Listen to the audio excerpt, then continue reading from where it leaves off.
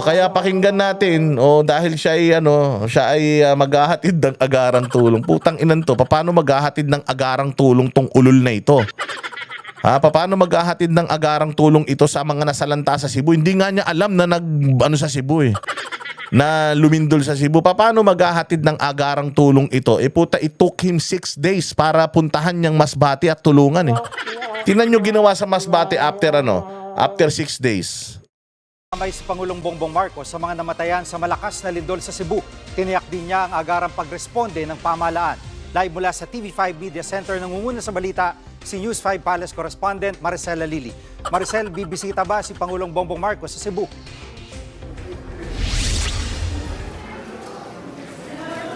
Jiggy, wala pang final details kung kailan pupunta si Pangulong Bongbong Marcos sa Cebu, but definitely kasama yan sa plano ng Pangulo. Wala pang detalye. Yan na maghahatid ng agarang tulong ni hindi nga niya alam kung kailan siya pupunta ng Cebu. Hoy, mga taga Cebu. Di ba sinabi ko na sa inyo kagabi pa doon sa vlog natin? Nakadalawang vlog na ako. Si Bongbong di pa rin niya alam kung anong gagawin niya. Diyos ko po. Sa totoo lang, natatandaan ninyo nung bumagyo tapos umano dyan sa may Bicol banda. Hindi niya alam kung anong gagawin. Kumakamot pa sa ulo ang tanong kay Remulla, anong gagawin natin? Eto na naman, tanginan yan. Bumagyo sa Masbate, Biyernes. Dumaan na ang weekend. Tanginan to, nagde-day off pa yata ang hayop Ito yung sinasabi natin, lagi kasi nawawala tong ulol na ito Sabi ko nga kung puro substandard yung mga projects sa Pilipinas, yung presidente natin substandard din yung utak Itong utak ni Bongbong sa tanda niya na yan, kumikinang pa. Hindi nagagamit. Maniwala kayo, low mileage. Ewan ko baka tuyot na kakasinghot pero maniwala kayo hindi gumagana utak nito. Lagi daw masakit kasi parang tiyan din ang ulo. Pag walang laman, sumasakit talaga yan. Biyernes bumagyo, pumunta Miyerkules. Lumindol kagabi pa, kaninang tanghali, hindi pa siya sigurado kung totoo. Sa susunod nga kayo mga taga Cebu, pagka may mga ganyang mga pangyayari kaya sa buong Pilipinas, pag may nangyayari, pakitag nga siya. Itag niyo yung pangalan niya para alam niya. Putang ina niyan. Claire Castro, tatanga-tanga ka Kagabi pa lumilindol, hindi mo man lang sinabihan tong amo mo Wala ba kayong GC? Wala ba kayong Viber? Wala ba kayong WhatsApp? Wala ba kayong Facebook Messenger na nag-uusap-usap kayo doon, mga hayop kayo? Papaano maghahatid ng agarang tulong kung hindi niya alam na dapat siyang tumulong?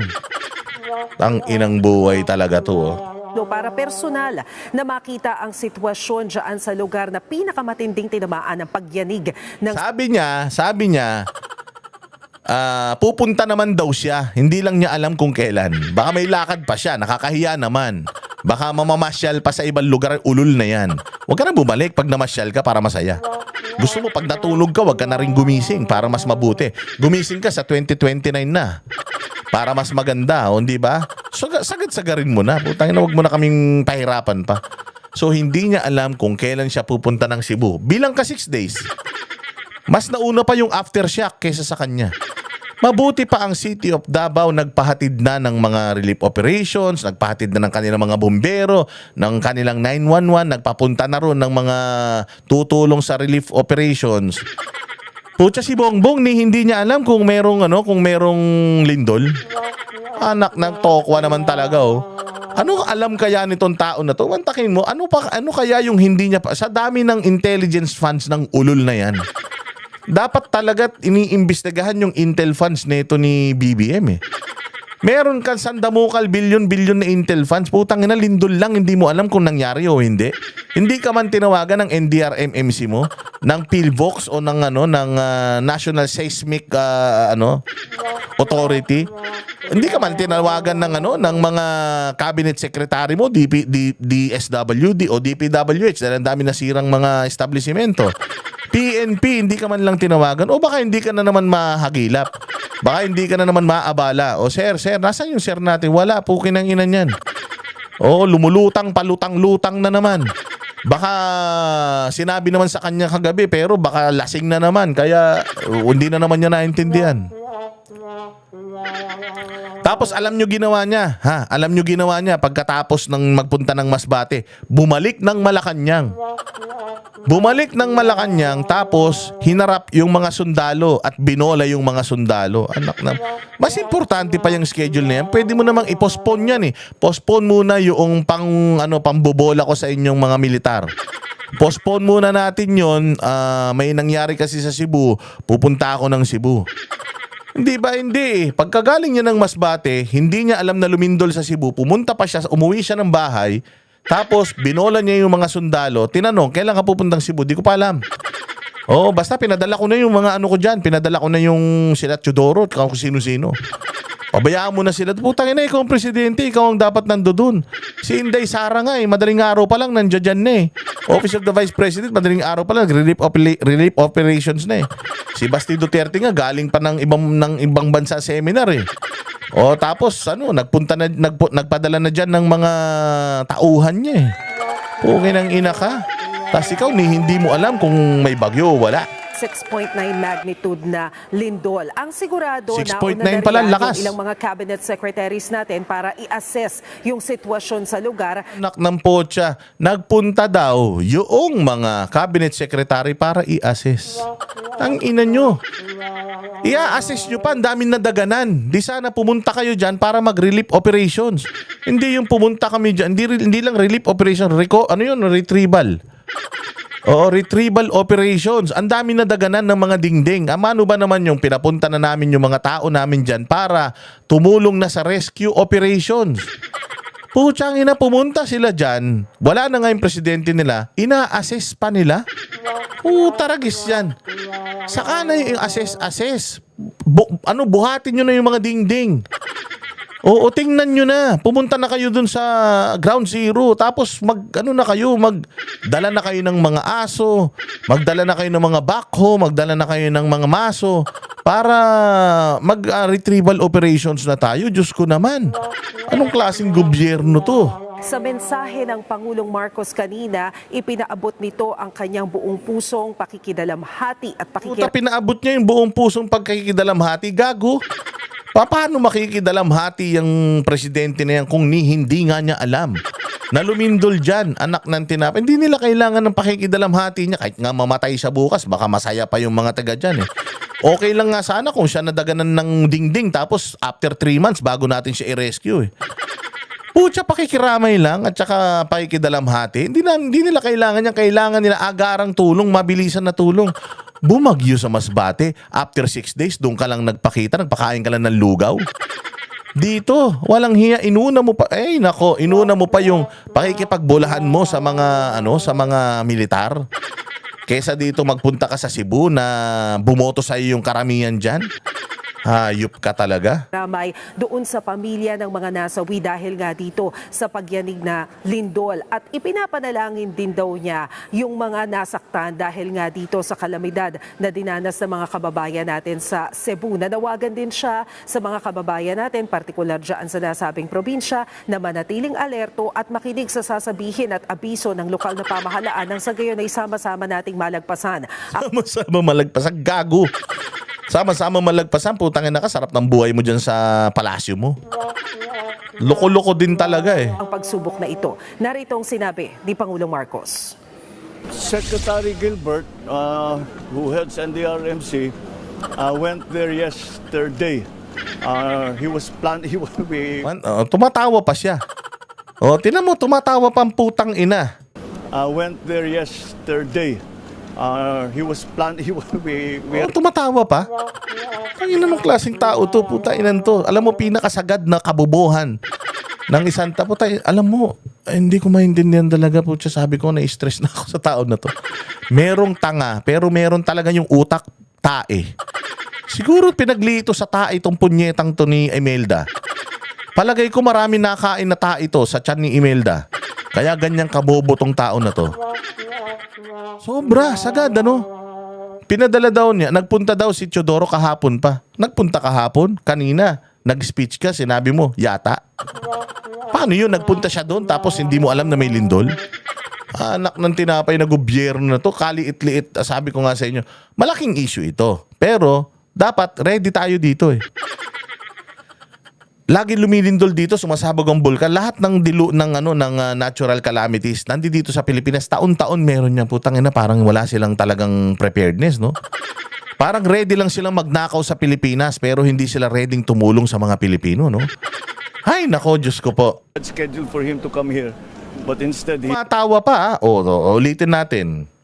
Ito, naritong sinabi ni Pangulong Marcos. Secretary Gilbert, who heads NDRMC, went there yesterday. He was planned. He will be. Di ba? Tumatawa. Ano nakakatawa? Baliwan po siya, no? Ibang klase. Pasensya ka na, magalit ka na kung magalit ka, pero putang mas galit kami sa'yo eh. Animal ka talaga. He had scheduled for him to come here, but instead he had to go to Cebu. We are still assessing the damage there, but the earthquake was very strong. Pagka yung mga ganyang klaseng numbers, that's a very Anong ganyang anong ganyang numbers? Tanga talaga. Yung ganyang magnitude, sabi mo yung ganyang magnitude 6.9, malakas yan. Anong ganyang klaseng numbers? I-articulate mo lang eh. Yung isasagot mo eh, hindi mo pa alam bilang presidente. Diyos ko naman. Tangin na mas matalino pa sa'yo yung mas matalino pa sa'yo yung kapitbahay namin na nagtitinda ng taho.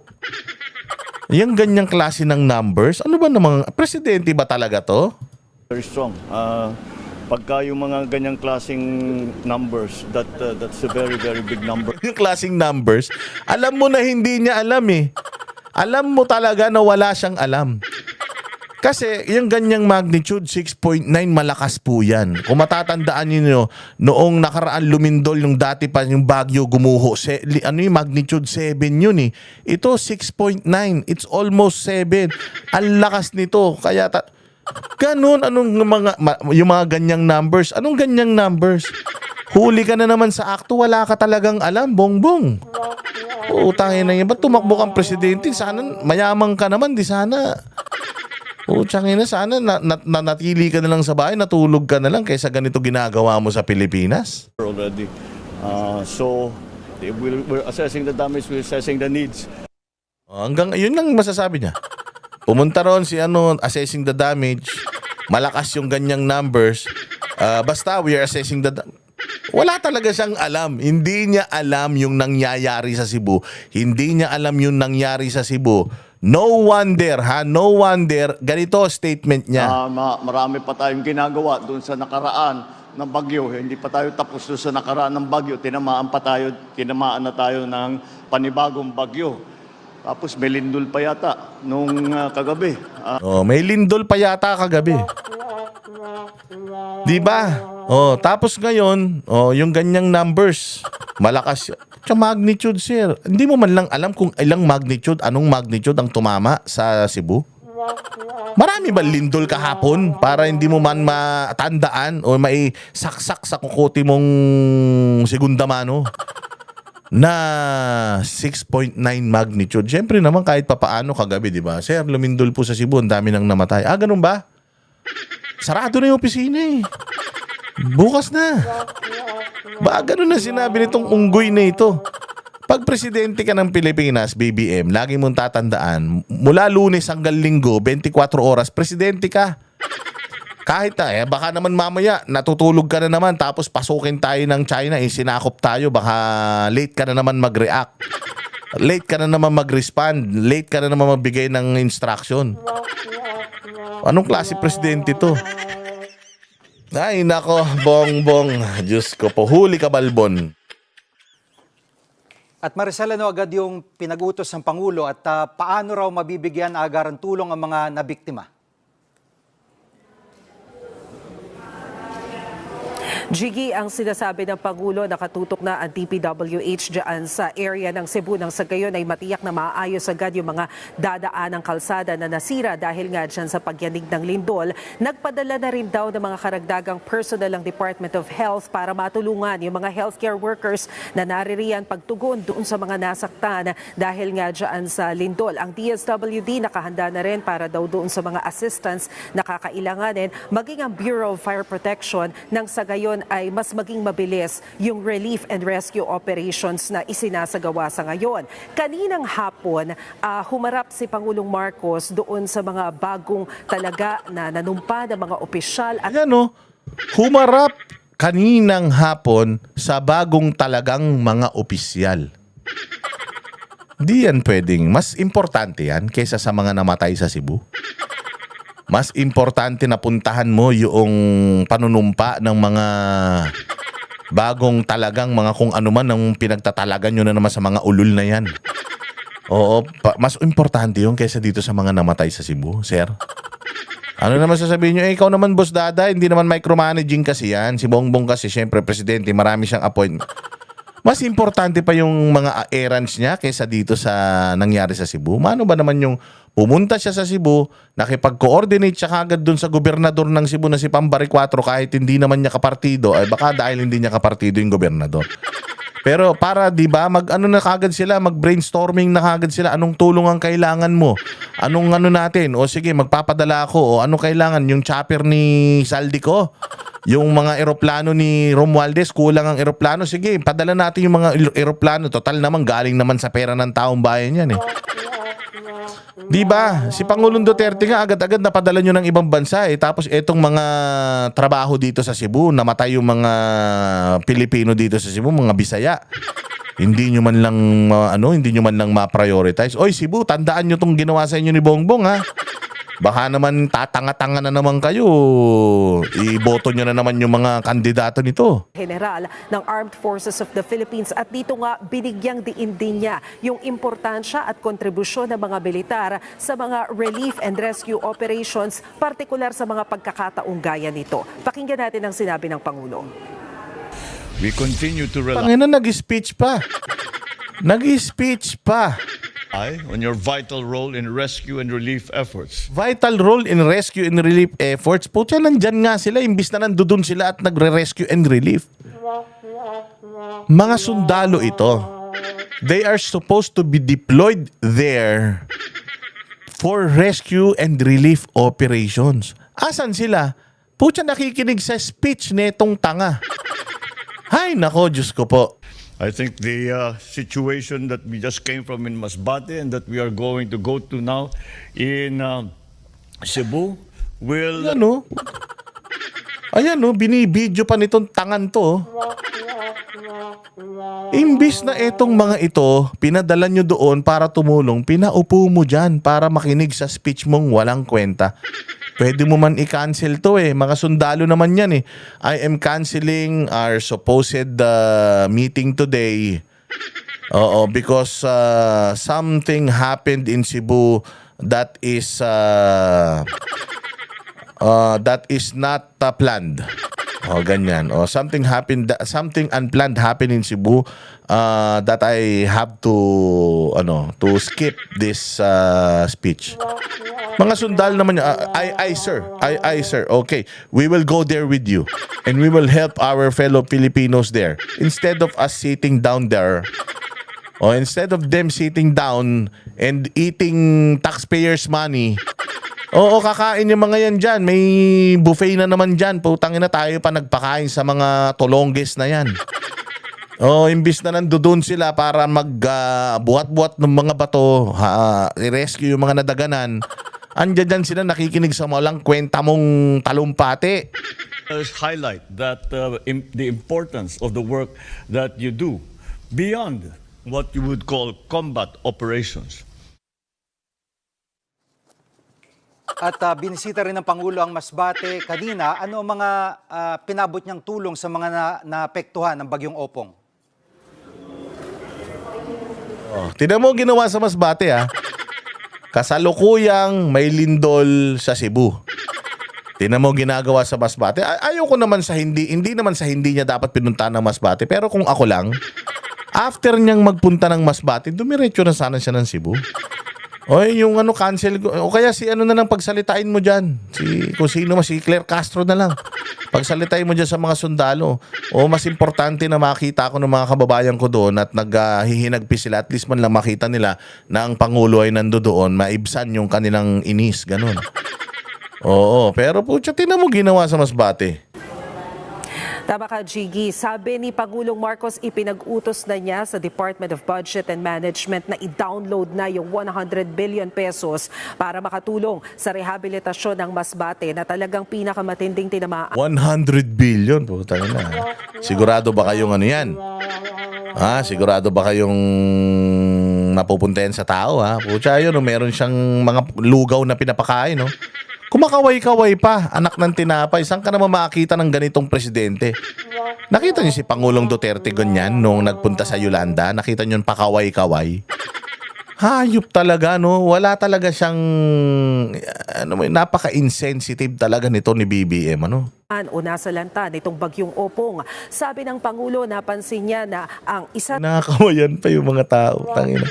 Puro photo op si tarantado talaga, no? Trapong-trapo. sa pinakamalaking problema ngayon dyan sa Masbate ay yung pagkahirap ng mga kababayan natin na makapag-withdraw ng pera. Hindi naman ito yung cash assistance na galing sa gobyerno, kundi yung sarili nilang pera dahil mukhang wala ng laman yung mga ATM na naririyan. So mukhang ang nakikita niyang paraan, magdala talaga ng cash doon sa lugar ng yon nang sa gayon. Gago din, no? Mantakin mo, nasa lanta ng dilubyo itong probinsya na ito. Alam mo, dadalhin niya pera. Tanga. Magdadala ka ng pera, sarado yung mga establishmento, ano gagawin mo sa pera? Inan to, bobo talaga, no? Mano ba naman ang dinala mo dyan tulong? Tigi isang kabang bigas, baboy, manok, mga ampalaya, lahat ng gulay sa Ilocos, iuwi mo dyan, dinala mo dyan. O di at least kahit papaano may nakain sila, walang hiya pera. Tangina na magagawa ng pera, kita mo sarado mga tindahan, binagyo nga. Wala ngang kuryente, anak ng tokwa talaga naman, oh. Okay din naman yun, may pera, pero putyang ina, kita mo ginagawa nila sa tao, nililimusan. Ito, limos, putang ina, huwag kayo magreklamo, may pera na kayo, ha. Putya, perang ibibigay mo, saan galing na naman yan? Patay tayo dyan, korupsyon na naman yan, sir. May magastos yung mga kababayan natin dyan na gusto ring mag-withdraw ng sarili nilang pera. Saan sila gagastos? Sarado 7-Eleven, eh. Ay, nako, Diyos ko po. Pero mukhang matatagalan pa raw na maibalik ang kuryente dyan sa area dahil nais nilang Yun ang unahin mo, kuryente. Yun ang unahin mong ibalik. 6 days na wala pang kuryente. Tangin na, kung si Pangulo yan, hindi pwede. Pangulong Duterte, hindi pwede. Bilisan nyo. Tangin na yan. Lakas ito. Tiyak na maayos yung pagbabalik, pagkakabit ng mga kable para hindi na mauwi pa sa panibagong trahedya. Naritong sinabi ni Pangulong Marcos. Imaginein mo, isang linggo na, wala pang development. Isang linggo na, warak-warak pa rin dyan. Anong ginagawa ng mga ahensya ng gobyerno? Diyos ko. Puro kasi kayo, politika eh. Puro kayo investigasyon eh. Mga hayop na yan. Overwhelming ang damage dito. Talagang ang sabi sa akin, kahit yung mga matatanda dito sa Masbate, wala silang naaalala na bagyo na ganito kalakas na dumaan dito sa Masbate. Anong gagawin natin? Anong gagawin natin? But we have to do a lot of work. Problema, some of the services have been interrupted. Although the hospital continues to function, yung kuryente baka matagalan pa ng konti. But because we have to be very sure that it's safe bago natin iyon ang kuryente. Napaka-generic, no? Napaka-generic, no? Matagal yung kuryente, may balik yan kasi kailangan maging safe bago. Dapat yan, I am giving the authorities, kung ano man yung Meralco, I'm giving them the marching orders na to restore the power as soon as possible. As soon as possible, kung pwedeng mamaya magkaroon na. Diba? Ang hirap naman kasi, giba-giba na yung mga bahay ninyo, tapos wala pa kayong kuryente, init-init. Tapos bibigyan kayo pera, wala nga kayong, pati palengke, sira. Ay, nako. Ano kayang vitamins ni Bongbong nun? Muriatic acid. Palagay ko, hindi ito lumaki sa tiki-tiki. Siguro ang vitamins nito, rugby. No? Parang wala na eh. Dikit-dikit na yung utak eh. Wala talaga ito. Diyos ko po. Ay, anyways. Masaya naman yung mga balita, di ba? Sabi ko nga sa'yo, alam mo, gustuhin mo man na maghanap ng maghanap ng magagandang bagay patungkol kay BBM, wala kang mahanap talaga eh. Kami ang boses ng masa, hindi natatakot. Katotohanan lang, di kami nalulunod. Walang bahid ng sismis, lahat ay totoo. Kahit sino ka pa, pag mali ka babanatan ka. Walang pinipiling kulay, wala kaming kinikilingan. Basta para sa bayan, kami lalaban. Pagdama palakpakan, pag mali banatan. Di matitinag, di matatakot, para sa bayan tuloy ang sigaw. Sa harap ng kamera, walang halong takot. Mga baluktot, lahat kayo'y tutumba. Ang hustisya at totoo, yun lang ang mahalaga. Kahit sinong harang, di kami matitinag. Walang pinipiling kulay, wala kaming kinikilingan. Basta para sa bayan, kami lalaban. Pag tama palakpakan, pag mali banatan. Di matitinag, di matatakot, para sa bayan tuloy ang sigaw.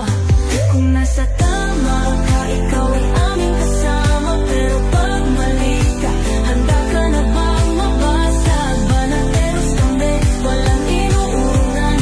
Dahil bayan muna, bago ang sarili.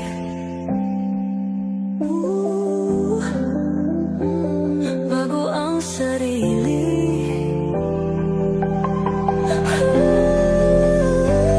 Pag tama palakpakan, pag mali banatan. Banateros ang sigaw, katotohanan ang laban.